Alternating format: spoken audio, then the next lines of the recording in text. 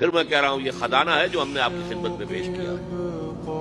کاش کہ آپ اس کی قدر کر سکیں، یہ حدیثیں آپ کو ازبر ہو جائیں، یاد ہو جائیں، لوح قلب پر نقش ہو جائیں۔ ہندوستان اور خراسان یعنی موجودہ افغانستان کا ذکر ابن ماجہ کی روایت ہے، عن عبداللہ ابن الحارث رضی اللہ تعالی عنہ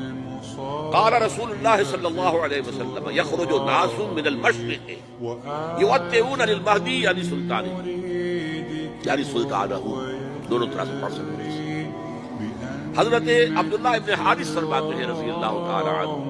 یہ حضور نے ارشاد فرمایا مشرق کی طرف سے وہ فوجیں نکلیں گی، لوگ آئیں گے جو عرب میں مہدی کی حکومت قائم کریں۔ یہ مہدی کون ہوں گے اس کا ذکر میں ذرا بعد میں کروں گا، لیکن نوٹ کر لیجیے کہ مہدی سے پہلے لازماً کسی مشرقی علاقے کے اندر وہ نظام قائم ہو چکے گا، تب وہاں سے فوجیں آئیں گی۔ یہ مشرق کون سا ہے؟ عرب کے مشرق میں آپ چلیے ایران بھی آ جائے گا، افغانستان بھی ہے، پاکستان بھی ہے، اور اگر اسے اور توسیع دیں تو ہندوستان بھی ہے۔ یہ ہے عرب کا مشرق، اس سے فوجیں جائیں۔ اس کا کیا مطلب ہے کہ اس میں سے کسی جگہ پر نظام خلافت پہلے قائم ہو جائے گا تاکہ وہاں سے فوجیں جائیں گی جو جزیرہ نما عرب میں حضرت مہدی کی حکومت کو قائم کرے۔ اب دوسری حدیث سنیے،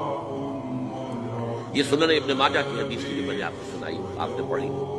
دوسری عن ابی ہریرہ رضی اللہ تعالی عنہ، یہ ترمذی شریف کی روایت ہے، قال قال رسول اللہ صلی اللہ علیہ وسلم یخرج من خراسان رایات سود لا یردها شیء حتی تنصب بإیلیا، خراسان کے علاقے سے سیاہ جھنڈے لے کر فوجیں آئیں گی، ان کا رخ کوئی موڑ نہیں سکے گی، ان کو پیچھے پھیر نہیں سکے گی کوئی بھی، یہاں تک کہ وہ یروشلم میں جا کر جھنڈے نصب کر دیں۔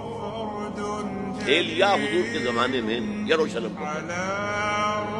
یہ یروشلم تھا جب حضرت سلیمان کی حکومت تھی اور یہاں پر معبد سلیمانی، ہیکل سلیمانی قائم تھا، پھر یہ یروشلم گرا ہے تاریخ میں، یہاں تک کہ سن 70 عیسوی میں جب ٹائٹس رومی جنرل نے اس کو گرایا، ختم کیا، سیکنڈ ٹیمپل گرا دیا اور یہاں سے یہودیوں کو کہا نکل جاؤ، یہاں سے کوئی یہودی باقی نہیں رہا، بالکل تہو پالا برباد کر دیا۔ اس کے کوئی 150 سال بعد ہیڈریان،